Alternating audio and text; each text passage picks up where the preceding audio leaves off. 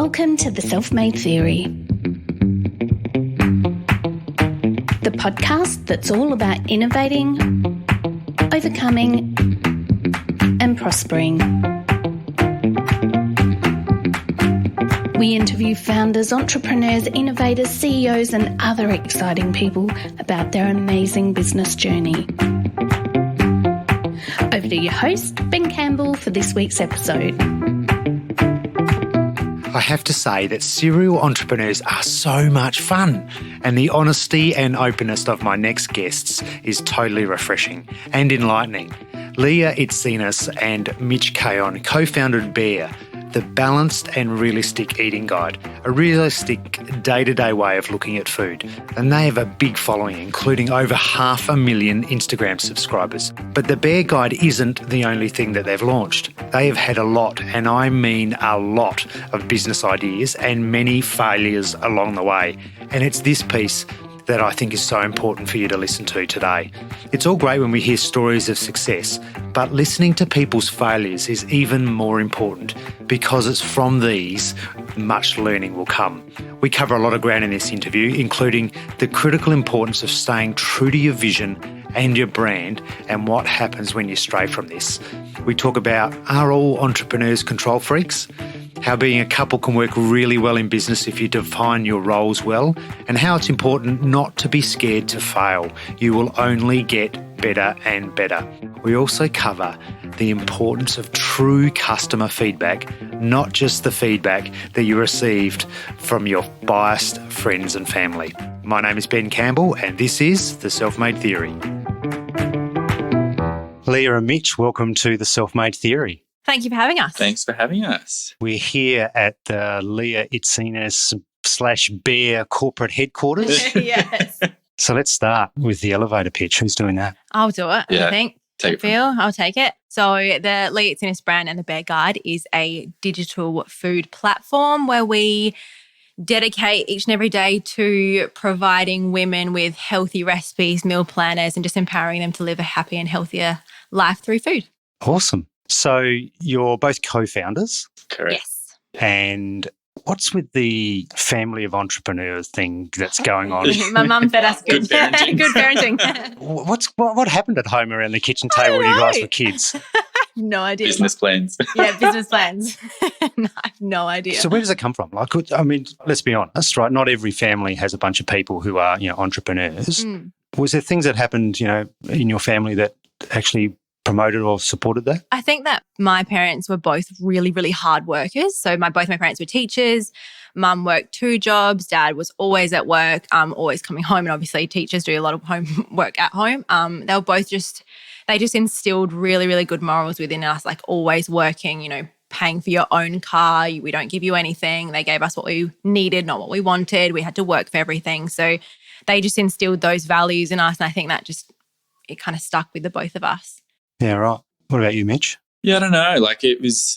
School wasn't for me. So early on, I was like, I definitely want to do something else, but I hadn't quite found what it was. So I went into real estate straight after school. Didn't enjoy it as much as what I thought. And then I luckily met Leah. And then we kind of just, found our way and tried to come up with multiple plans over the last 5 years. And yeah, so just Leah and her family definitely a big help for sure. Yeah. So tell me about food. What's the deal with food? I read a quote that said, from you, that said, I swear I dream about food. I do. Where does the obsession with food come from? My whole family, we only come from a Greek family, so food is absolutely everything. It. Yeah, we have to, it depends on, we always had everything at our house. Our home was just basically everyone would come and everyone would bring something and every event would be around the food and what we were eating. So I guess it's instilled in me again from having that sort of Greek background, healthy and fresh food and everyone cooking. So I don't know, it was a passion always. And it just brings family together, and family is massive for me as well. So I think food and family is just a big thing. So when you think about food, what sort of emotions does it evoke in you? It literally if I think about my family events, it literally reminds me of just craziness and people everywhere and just fun and just all I remember, because I have lots of cousins, typical Greek family have lots of cousins.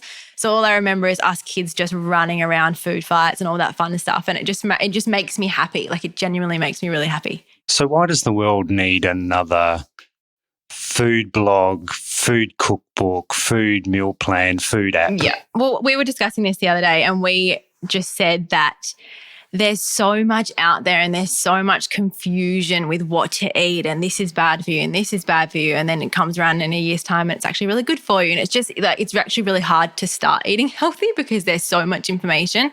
And I think the way that we think is very, very balanced and realistic, and food for me is a part of my life and I want it to be a part of everyone else's life in a really realistic way, and actually just kind of, I guess, hide out all those rumors and things that people get confused by. So I think it's important for us to be a voice for realistic and balanced eating.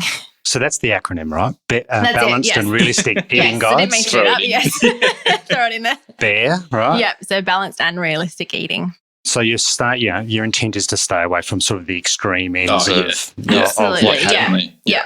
Because obviously, I mean, the challenge when you're creating any new platform, business, idea, product is how do you differentiate yourself from your competitors? Correct. And I am sure in the food industry at the extreme ends of the spectrum, people are doing that potentially, right, to differentiate themselves. Absolutely, yeah. I think our biggest thing was we just wanted to be balanced and we just wanted to stay true to what I love. And I think that's what people they see that within our videos because they know that I'm enjoying food and I'm having fun and I'm laughing, and that they can really relate to that. That's right. And just taking it back to basics, I mean, like, when we first started, our audience loved, normal foods like pasta, for example, and things like that. And, like staying true to your brand is very important. So like doing something, for example, like keto, that's not what Leah does. So it's not what we would do. So, just staying true to yourself and your audience is really important as well. That's a massive piece in any business, isn't it? Yeah. When you start out is what are you planning on doing? Exactly. And not succumbing to the general Everyone trend. else, yeah, exactly. Yeah, exactly.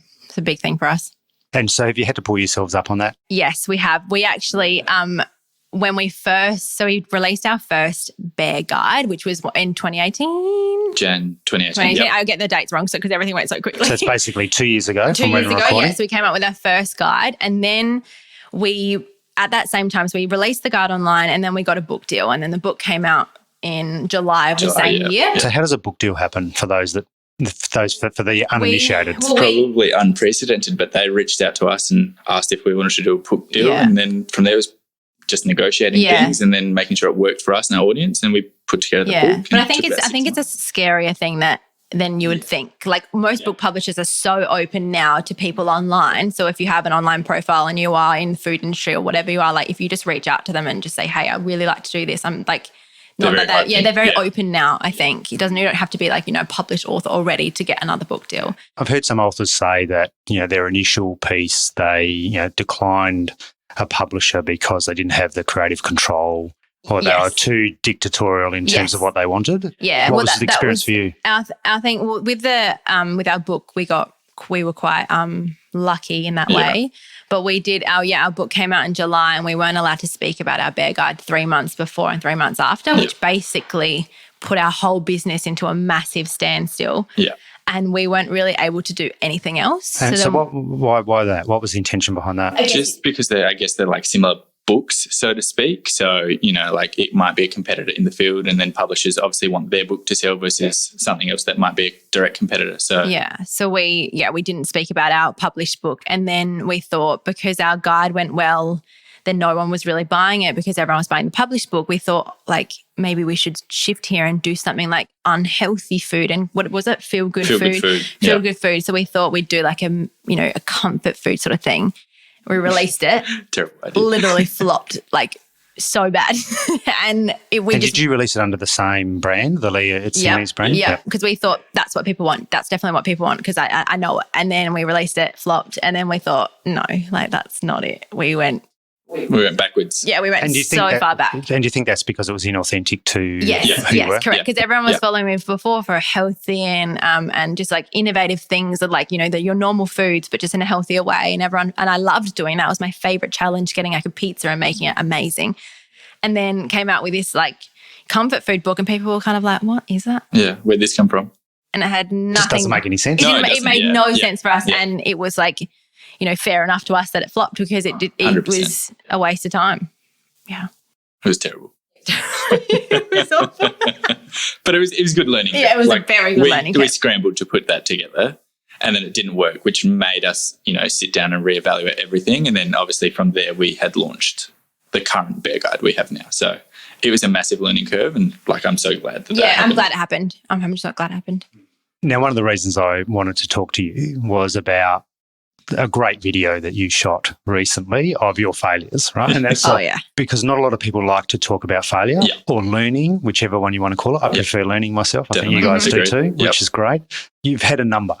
Clearly, you've got a lot of ideas rattling around in your head, probably more, and I'll come back to that, right? But I'm keen to talk about some of the big failures and what you've learned out of that, because when you go down the list, there's a big list, right? There's a big list. Yep. Bake mixes, chop, taste bud. I don't want to talk about taste bud. Barley glow, so bored, grit 40, disgusting. right?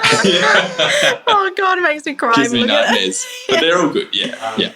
But in all seriousness, some of those are obviously big things, right? Particularly taste buds, probably the one that most people would know you for. Yeah.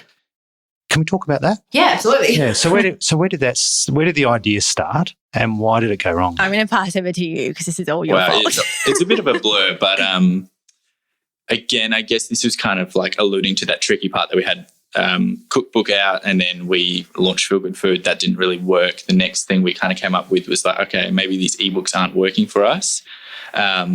People love our food. They always talk about, wanting to have it in their homes. So how else can we penetrate their home? Let's try a meal prep service. We didn't want to do what HelloFresh were doing or any of those brands. So we thought we'd do all the prep work and then sell it that way. So all they have to do is put everything together, cook it, really simplify. So the differentiation was I'm not delivering a whole bunch of vegetables and other things and ingredients for you to make. It was semi-prepped. Ready to go. Basically all prep. All you needed to do was cut it open and just cook it, and then it was done. And was anyone else doing anything like that at the time in the market? Not in Australia. There was one small company starting out in the US, but I forget what they're called now. But it was a little bit different, so not the same, and no one with a face to the brand either. So we thought we could really leverage our brand and do that. So we had that idea for a little while, and then I kept saying to Leah, let's just try it. Let's put some bags together, whatever, it'll be easy. I put it off for 6 months. I was like, nah, for 6 months, and he kept going on and on, and I was like, fine, we'll do 5. So why didn't you want to do it? I just didn't, I wasn't, I don't know, I just didn't think it was a good idea. Well, I wasn't in the idea. I just kind of thought I'd rather do my stuff online. It's much easier for us. Then this is more physical labor. We actually have to do this rather than, cook a recipe and post it online. That's easy rather than having to sit there and chop stuff. That's hard work. We don't have the time or facilities or staff or anyone. And he just let's just try. And I was like, fine, let's do 5. We started off with 5. Well, we did family members. 5 family members. Friends first for about 3 to 4 weeks. Yeah. And that was bad for us because everyone was obviously loving it. And friends and family, sometimes while they can be good, they probably didn't tell us any flaws or anything. Yeah. So they were like, oh, we're loving this. If you did this, we would buy from you. And then, 3 weeks later. There is some bias in there, isn't there? Oh, 100%. And then we went live and no one that said they would bought. So we had 5 orders in the first week, and then we really found it challenging. But I didn't put my name to it until week 3. 3 or 4. Yeah. So we got 5 orders, then 10 orders. This was just from posting on Facebook and trying to try and get some orders. Yeah. But then I think it went from 15 orders, which was, we did it in my mum's back shed. This a back little studio. It was really hard. It was really small as well. And then we did from 15, I put my name to it, and we got 80 the next week. And we were like, small jump. Small jump. So let's just talk about what you'd actually set up before the 80 orders had come. 0. Not much. Nothing. So no full-on food prep facilities. You were just no staff, just you two? It was just us two. My mum and my family. Yeah, my family. Yeah. I literally roped I think there was 11 of us. Week 8 or week 9. Weekend, yeah. And I felt so awful because it was Thursday night, Friday night, Saturday, Sunday, they were all there chopping and cutting and prepping and delivering on Sundays. Yeah. It was a hectic time and I felt awful. Yeah, that was bad. So how did you cope with the 80 orders? We didn't. We did. Hard, we definitely coped. We got through it. Yeah, we found little loopholes that helped us go through the process. But it was because we were trying to do my online stuff, so I had to come up with 3. At the time, we were doing 3 recipes a day. Mm-hmm. Yep. online. So I was doing that, and then I was trying to come up with taste bud recipes while having to make sure I only had Monday to Wednesday to do my own work, like as in Leah and it's online work. And then from Thursday, I was offline because I couldn't. Thursday to we Sunday couldn't was cope. taste bud. Yeah, it was taste bud. And then I think we ended up getting 130 orders the last week before Christmas hit. Yeah. And we had, I think week 8, we moved into my sister's warehouse. She like gave us a warehouse. She's like, Leah, I need it back in February 1st. Like you can't have it until then. You can have it for a month. And we're like, okay. We had 3 weeks in there. And then I said to Mitch, like, if we want to keep going, we need to get staff. We need to get the equipment. We need to get, safety regulations. We need to get all of these things in order. And we don't have anything. So like we needed to get, obviously we should have done that before, but that's like lesson learned. Yeah. But it was a decision where we were like, okay, we're going to either start now and fork out an X amount of money for it because we need to get a warehouse and all that kind of stuff, or we stop. Yeah. Like it was the hardest decision, and I think I cried for like 3 days. I think so. But it was funny. We both sat down. It was over the Christmas break, and we looked at each other. And I think I said to Leah, like, well, how would you feel if we just stopped Taste Bud? And she looked at me and she started crying, and she's like, I was feeling the same way. But like it was a massive weight off our shoulders to just stop because we were so in over our heads. And, like brands like HelloFresh, et cetera, like they all start with massive, massive capital. And, like 100 staff. Yeah. And we had none of that. So we were way in over our heads and we didn't know what we were dealing with. And, it was obviously sad that like we had repeat customers that, still miss Taste Bud, but it was a great decision to stop. And I'm, so glad to try that. Yeah. I was glad to do it, but I felt like almost embarrassed that we couldn't keep it going. Publicly embarrassed is how I would describe how I felt. I felt so in front of awful. friends and family. Yeah, definitely. Yeah. So how did you get over that piece, the embarrassment? I had my first weekend off and I was like, I'm going to move hibernation. Literally hibernation. Balancing up the, put some personal time back in your life with the embarrassment. Yeah, okay. like the first, I think it was Friday night, I was like, what do you want to do? Like, do you want to go out to get pizza? And he was like, really? I was like, I think we've got time. Well, let's do it. So it was like after a couple of days of not like, feeling embarrassed, and I spoke to my whole family being like, like we can't do it anymore. My mum was like, oh, thank God. Like, I don't want to do that anymore. Yeah. And I was like, okay. Everyone was really supportive because they realized how crazy it got, like how quick it got and how crazy it got. They were like, yeah, I think it's a better decision to stop. Are you a busy executive with not enough time to work on your business and fit in physical exercise into your day? As a business coach and mentor, many of the executives I work with understand that their most precious resource is time. On top of running their business and the demands of life in general, the challenge for many is fitting exercise into their busy lives. Harvard Business Review indicates your mental firepower as an executive is directly linked to your physical regimen. Exercise brings improved concentration, sharper memory, faster learning, prolonged mental stamina, enhanced creativity and lower stress. And that doesn't include all the physical health benefits as well. In response to this, we've launched Self-Made Cycling, our business and executive coaching services, conducted not in the boardroom but on the bike. It's a brilliant way to combine all the benefits of working on your business challenges while bringing you the physiological benefits of exercise. Years ago, a lot of business was conducted on the golf course. Today, it's time to handle your business on the handlebars. We cater for all levels of executives and cycling experience. Beginner, pro, entrepreneur, manager, CEO, weekly, fortnightly or monthly. We've got you covered. We've launched this service in January at the Tour Down Under in Adelaide, but can work with executives anywhere in the world using your smart trainer and platforms like Zwift. And don't forget to chat to your accountant. Did I hear someone say tax deduction? Visit our website, selfmadecycling.com.au or call 1300 Theory. Business and cycling, it doesn't get any better. So why not take it to the next level? Why not go and find some investors? Because when you look at the market and back then, there's obviously a gap there, right? There are those people who don't want to buy takeout or pre-prepped meals, who want to be involved in the process, but because it looks like there's a spot there in the market that really makes sense. Yeah. So why not go and find an investor? We initially toyed with that idea and did. So we gave ourselves, I think, late November to the Christmas break in December to, if we found anyone locally that shared the vision, we would toy with that idea and gear up for the what was 2019 at the time. But we met with a whole bunch of people and it didn't click. And then it was just like, the more we talked about it and like, okay, we could do this % for this, whatever, like we realized we're not really in it and it wasn't for us. Like, we're not passionate about that. Like, whilst it's great that we can deliver Leah's meals to people's homes, it wasn't something that we were truly I think passionate that about. I was more like, I have a specific way, like I'm crazy in the kitchen. Like I need to cook and everyone needs to get out.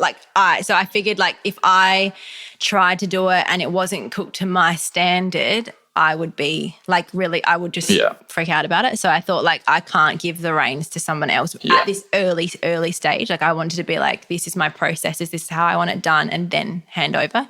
But we weren't at that time. So I was like... Not only that, though, like our whole mission and I guess brand for the Leah Itsines is definitely like to empower people to cook their own meals, through however we put out content, and, doing it for them isn't really doing that. So like we're not empowering people, we're just giving them a shortcut to so the brand alignment probably wasn't there, and like it was, but it wasn't like it just didn't make sense over time. And do you think your feeling about it was impacted by the fact that you just worked a gazillion hours? Like, absolutely, yeah. We were like, we were saying that like we've never been in that point of like a physical exhaustion for like that. The last Sunday we did, because we would get up at 3 a.m. to pack the orders, and then orders would be out of the door by 6 a.m. And then we'd be driving all day. Like we get in our own cars, drive all day. Right? We had a van at that point, but driving all day, and then we'd get home at 5, 6 o'clock. We'd be driving from like here to, I don't even know where that place was. Anglevale. And then all the way to Marion. And then it was just, we just didn't have, it was just insane. And by the end of it, we would like put the music up and would have to talk to each other because I would be falling asleep in the passenger seat because it was just like exhausting. So I think by the end of it, we were like, we can't do this alone. Yeah. So you talk about needing to be in control. Yeah, crazy. I love that you recognise that. Most entrepreneurs don't. Oh, no, right? I know it. And you talked about quality being really important too. Yeah. Where did bake mixes come into the timeline? Was that before or after? Way before. So that was our first product we had done. So that was actually called Bake Mixes. We did it with a lady who contacted us, and she was like, oh, I own this company, would love to do a pancake mix. And we were like, sure. She came up with the recipes. We just put our name on it. And that, again, for me, I was kind of like, nah, like it's not my favorite, but I was so excited to have my name on a packet. We were like super excited. So once that happened, I think it was a 6-month or 3-month kind of deal. We were like, I was like, Mitch, I want these products for myself and I want to create them. So then we found a manufacturer in Sydney. And she was amazing, sold the dream, like all that kind of stuff. We came out with 4 or 5 products, like spices and all those things. And I was like, I love that because people can use my spices, when they're cooking. In everything. On everything. I was so excited about it. And that also failed very badly. And so why did that fail? I would say lack of knowledge, like just being young and naive, you know what I mean? Like wanting to put our name or Leah's brand on something and then not really understanding our audience or market and just coming out with something and thinking, oh yeah, we've got a semi-big following, like we'll launch it and we'll make lots of money and everyone will be happy. Didn't go that way. No. And it was like we didn't know anything about manufacturing or, actual physical goods. Like that's not what we dealt in. So we learned a heap and we didn't make any money from that. And it was just like, it was a good experience, but again, like we didn't do any research. So if we had before, maybe it would have gone differently. Yeah, we had an agreement. In our agreement, we had to buy a minimum of 1,000 units every month. So we basically got any money that we had got in profits, and it was bare profits. We would go straight back in. So for 6, 7, 8 months, we made like literally $0 on everything. So we were kind of like, it's kind of not working. And then we had bought, I think, 3,000 units. And she sold her company, and then the person she sold to was not going to honour our agreement, and we lost basically all that money and all those products and all that kind of stuff. So you've mentioned a couple of examples here of things that look like a sensational idea at the time, but there's a bit of a theme there in both of them, and I imagine there's probably others, things like your T-shirt merch idea and others, right? That was your idea. 100%. We'll have to come back to that. That clearly didn't resonate with the brand and weren't authentic to your vision. Correct, So today when you come up with an idea, how important is it for you to wash it under the vision and make sure that? Oh yeah, super important. We don't do anything that we both don't agree on or like believe in more than anything. Like it's not about money any, like, you know, we were like, back then when we first started, we were like, we need profits, like we need money, we need this. And then now we're kind of like, does it make sense for our audience? Will it provide value? Yeah. Then if it provides value, like, is it feasible for us? Yes, it is. Okay, then we'll do it. And if either value or feasibility, if they both aren't a yes, then it just doesn't happen. Yeah, agreed. So when you talk about, is it something you can do? Are you talking about you personally, or do you go and find the expertise to bring in to help you? Bit of both. For example, we use the bear guide we have now. It's a combination of Leah, myself, and then we've also got a dietitian, Brittany, who helps write the guide. So we don't want to, we want to give value in the right way. So the guide is written by a dietitian to the Australian Guide to Healthy Eating. So it's just another tick for us, and we don't want to be someone online that's just releasing and talking about food that doesn't actually know what they're talking about. Yeah. So you balance your creative side and what's important to you in terms of your balanced diet. Right. Yeah, like food and flavour and all of that kind of stuff is really important to me, and people enjoying the food, but then also at the same time it's important to be healthy and nutritious and all of that kind of stuff. But I don't want to delve into that stuff and not make the correct choice or be factually incorrect. So I always go to Brittany and be like, what do I need to create this meal? And she gives me a list. I'm like, cool. And I'll go and choose my own things. And that's just the way we work. So you got lots and lots of ideas, right? and we've only covered a few of the sort of failures or learnings, the fun ones. Where do the ideas come from? Because what's really interesting is that most people think entrepreneurs come up with an idea and aren't they great? Look at the idea they've come up with. Often entrepreneurs come up with lots and lots and lots of ideas. And like both of you, a lot of them have not gone well, but you learn along the way, which is the important piece. Where do the ideas come from? I think that even our bear guide, came from me being a personal trainer. I was a personal trainer before all of this, and I'd get my clients come in and be like, I don't know what to eat. I don't know how to do this, blah, blah, blah. So we kind of, and at that time I was online getting the same questions from online community as my personal training clients. And then Mitch and I met and we went to a library up the road that wasn't our uni library. We snuck in, stole some pens and got on their whiteboard and wrote all the things that I wanted answered. I food knowledge. I wanted cooking experience. I wanted all this stuff. And then me and Mitch came up with an idea of coming up with a program or something that can help solve all of these issues. Yeah. So it comes from community, it comes from people, and it comes from your own experience, I think. Yeah, and definitely for me, it's everyday frustration points. Yeah. And then it gets you thinking, maybe we could do this, or what about this? And then from there it really builds, and like Leah's saying, community and stuff, it's obviously going to make sense from there. Yeah. But I think it just stems from frustration. Yeah, from and wanting to better things. Wanting to better something. And do you think that's a learned skill? Do you think over time, the more you think about ideas, the more ideas come? I think the more you think about conscious you are of things that you do day to day, the more that you're actively thinking of those things. Yeah. But a lot of people just go through the motions. And if you're doing that, when I was in real estate, I didn't think about anything. Who knows? I didn't even know how to cook anything. But now, you actively go through the day. You think about things okay, this could be done better.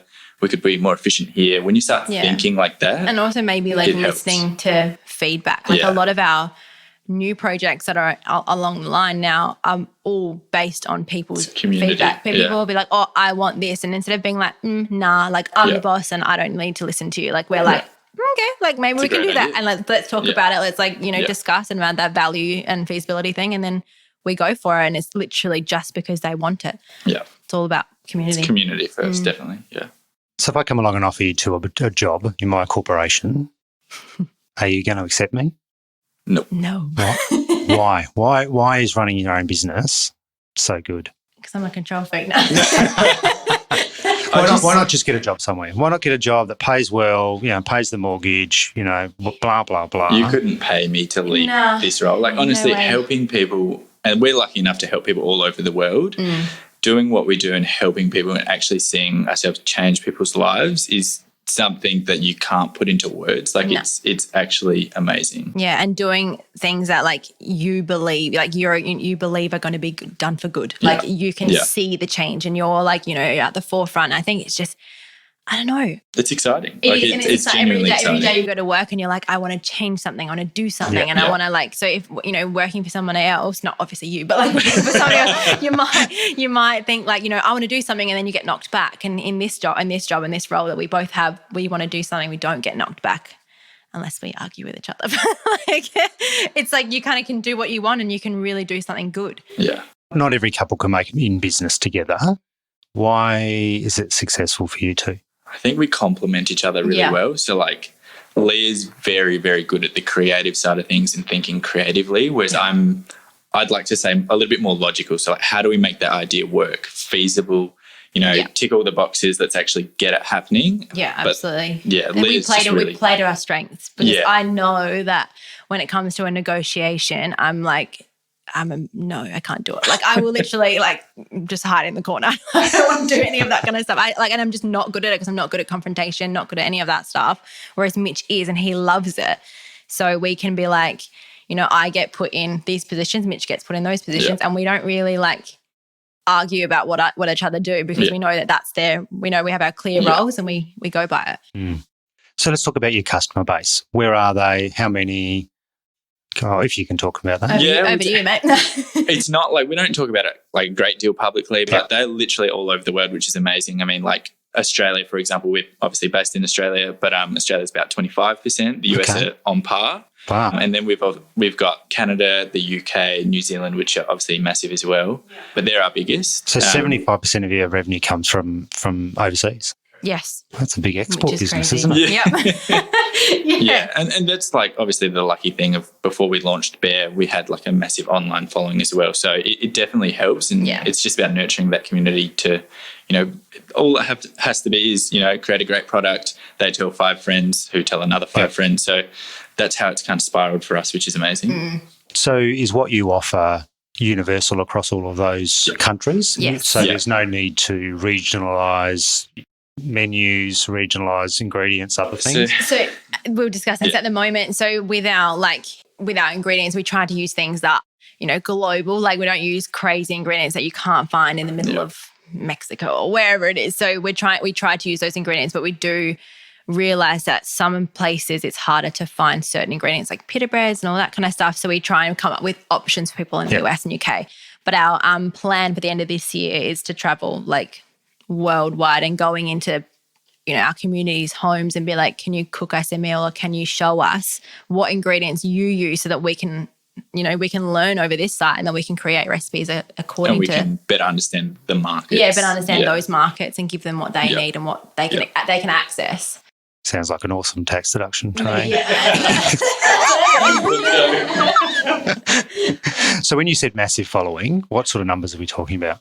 We're lucky to have at the moment, tens of thousands of women using our product right now. But obviously, it's still like we kind of launched as an MVP, being like an ebook. So we definitely want to move into more of the tech space as we grow this year and next. So the next 24 months will be really big for us. And I think, really delving in subscription versus traditional e-commerce will also help us grow as well. So So you obviously work with an app development company and stuff like that as well. Yeah. We're at the moment we're just in discussions, but it's all so hard. And so I imagine from a social media platform, Instagram's a big piece for you. Instagram's the biggest. We've got just over 500,000 on there. Yep. And then on Facebook, just under 100,000 as well. So we've just got, and then there's YouTube and all that kind of stuff. But we reach like 10 million a week. So it's awesome. It's really, really good. So what does the future hold? Other than global domination. I was going to say. That used to be written at the top of our whiteboard. It's funny you say that. I definitely think in the next 24 months, we definitely want to be in the app space. I would say AIM is to be the biggest food platform for food digitally. Yep. And definitely healthy food. So that's how we want to transcend and move to offer people better products moving forward. Yeah, I agree. I'm all for it. So if the Mitch and Leah from 5 years ago were talking about the future, would they talk differently? Oh, 100%. Absolutely. Yeah, I would have been talking about houses, cars, stupid materialistic stuff. Yeah, for sure.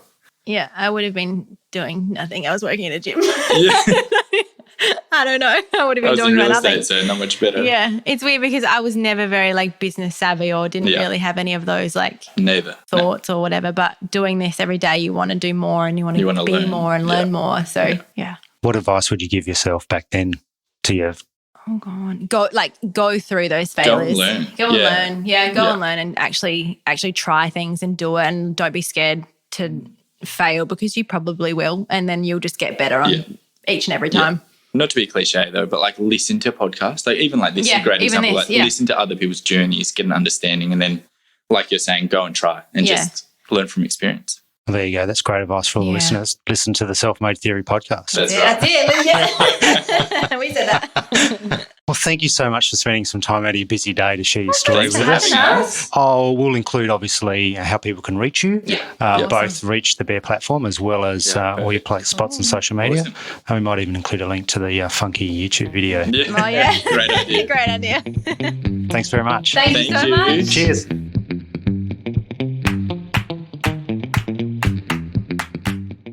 I applaud Leah and Mitch for being so frank with me. They're a lot of fun, aren't they? If you didn't take something away from listening to their story, well, you better go back and have a proper listen. If you want to find out more about Leah, Mitch or The Bear Guide, then head over to our website, www.theselfmadetheory.com/podcast, where we have our show notes, plus all the ways that you can engage with them. Plus, we've got some great photos in there as well. Until next time, keep innovating, overcoming and prospering.